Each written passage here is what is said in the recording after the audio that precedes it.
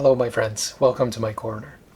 When I was reading the winners of the Nobel Prize in Literature, I chose The Actual as my Saul Bellow read. And you may be thinking that's kind of a weird choice, isn't it? It is. It is a very strange choice, but as you know by now, I am interested in the novella. And here's the thing, when I read the descriptions about Bellow's novels, I have to say that I was not particularly interested in this author. So I wanted to just sample his work. I wanted to read a little book by him and be able to say, yes, I have experienced the work of this very important author, put a check mark next to it, etc. But a couple of years after that, I read Seize the Day, which is one of his most famous works, also a novella, and I also read his second novel, which is titled The Victim, not really a well-known book by him. But in any case, Seize the Day and The Victim really absorbed me. I read them in record time, so I was like, I need to experience one of Bellow's famous books. Here's what happened. I was a college student and I went to my university bookstore the way that people did back in the day. And I was getting the books for one of my classes, and I noticed that right next to my class, a professor had assigned Herzog. And I found this copy of the book right there. I was like, this is a great opportunity. I'm just going to get a copy of it and read it one of these days. Unfortunately, one of these days took quite a bit of time. It was a few years after that I finally got to read this novel, because as may be the case with you also, I have so many books in my pile of books to be read, but I finally got the chance to read it and I really liked it. So for my video on Bellow, I decided to revisit it so that I can share my thoughts with you on this great novel. So as you may know, Saul Bellow is famous for his novels about city men who resemble him closely. And actually some people, some critics might tell you that that is kind of an understatement. So Moses Herzog, the protagonist of the novel, is really a great example of that. But here's the interesting thing. According to Bellow, Herzog is not the character that resembles him the most, which I think is very interesting. He said that that would be Henderson from Henderson, the Rain King. So who is Moses Herzog? He's basically middle-aged, going through a divorce. He's right in the middle of a divorce. And the premise of the novel is that he is writing letters to several people, from family members to presidents to philosophers, and basically expressing his views on things and also giving us a glimpse into his state of mind. These, by the way, are letters that he is not really sending. It's just for his self-expression, basically, that he is writing them. So the novel unravels as a series of encounters, and these encounters are interspersed with Herzog's impressions and views on various topics and on life in general. So he rants about the women in his life, he remembers his parents, he thinks about his relationship with his children, and basically what happens in the novel is that you get past, present, and future flowing into and out of each other in a kind of wonderful braid. I don't think we need to clarify this at this point, but just let me say it just in case. Here it goes. This is a novel that is not really driven by plot. It is still compelling though, because Herzog basically draws us into his world through his ideas and through his impressions on the things that he experiences. He may be pathetic, he may be prejudiced, he may be pedantic, but he is quite human. He is flawed. He is also suffering. So I, for my part, found myself caring about him even when I did not particularly like him. And by the way, Herzog would not really care whether we like him or not. That is part of his character. Now, there are two main objections that I encountered that people raise regarding the work of Saul Bellow. The first one is that Saul Bellow engages in self-pity and self-deprecation. Now, my response to that would be that, in a way, all fiction is autobiographical. It's just that Saul Bellow is a little bit more honest, maybe we could say a little bit more open about it. It has been said ad nauseum that you should write about what you know. And what does one know better than oneself, right? So that's my approach to that. You can think about so many great autobiographical authors who basically have turned themselves into books. I'm going to mention just a few examples. The first one, of course, is Marcel Proust, basically the example par excellence. What about Kerouac, right? What about Knausgård? great authors, compelling texts, right? And basically, I think part of the reason why I think it's all right and even, a wonderful thing to do something like this, to turn yourself into a book, is because through the individual, one may reach the universal.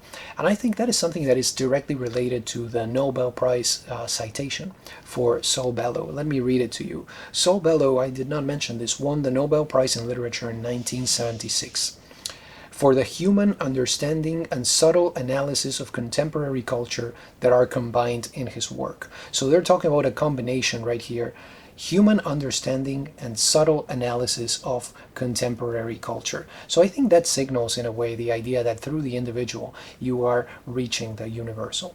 Now, the second objection that is raised when critics talk about the work of Saul Bellow is that he goes off on philosophical tangents to kind of give depth to stories that would otherwise be uninteresting descriptions of urban men and their personal problems. Okay, this is an objection that has been raised many times. Now, at times the philosophizing did seem a little bit formulaic to me in Herzog, but I never found it to be out of place or contrived. Okay, so it really has to do with what is happening in the story and in the mind of this character. And if you think about it, Herzog is a PhD. Okay, so he is going to rant, he is going to reflect, he is going to analyze and maybe even overanalyze as a kind of professional deformation, if you will. We could call it that. So instead of favoring a narrative structure, or at least a traditional narrative structure, what this novel does is that it is basically driven by introspection and social analysis. Those are, once again, the two threads that I believe are mentioned in the citation for the Nobel Prize for Saul Bellow. So I would say that if Bellow were a novel, if he were a book, this is basically what he would look like. And you could also say the same thing about many, maybe even all of the other texts that he has published.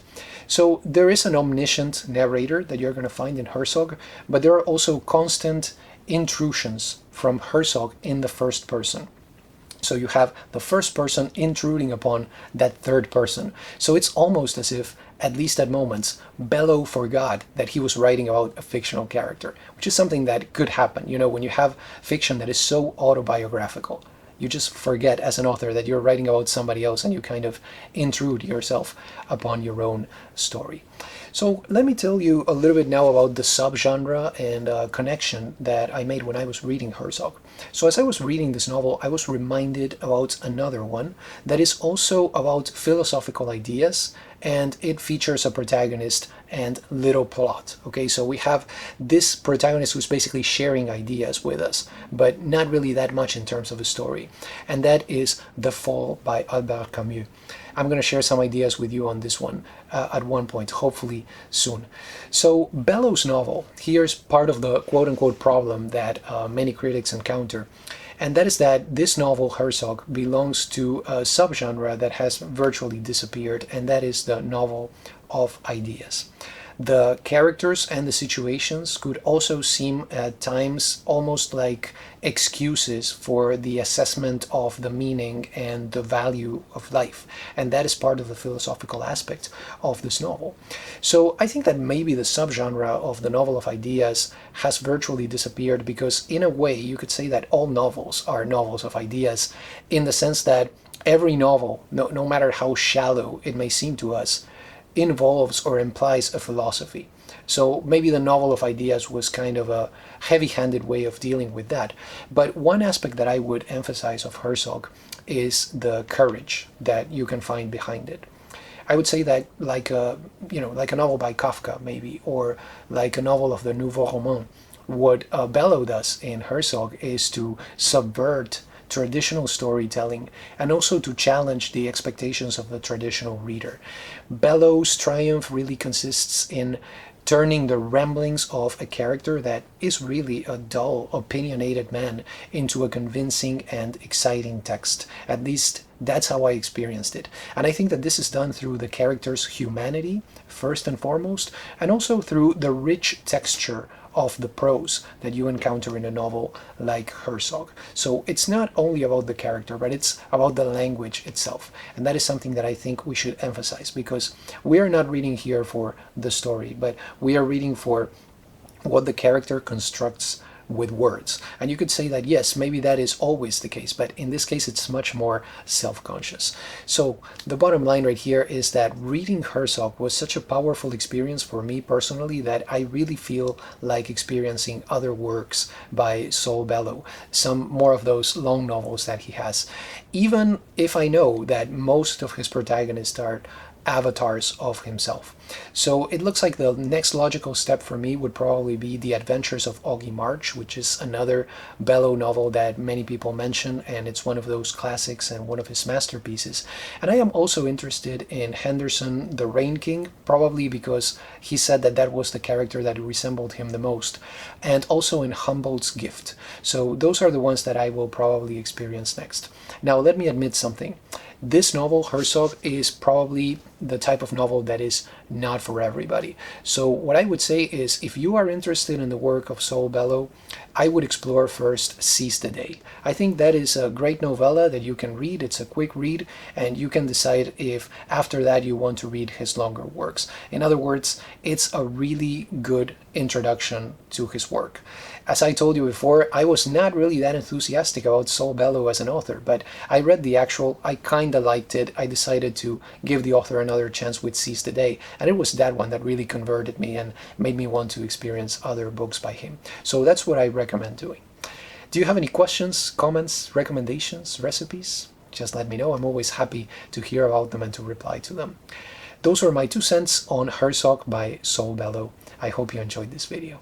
Thank you so much for stopping by, and have a wonderful day.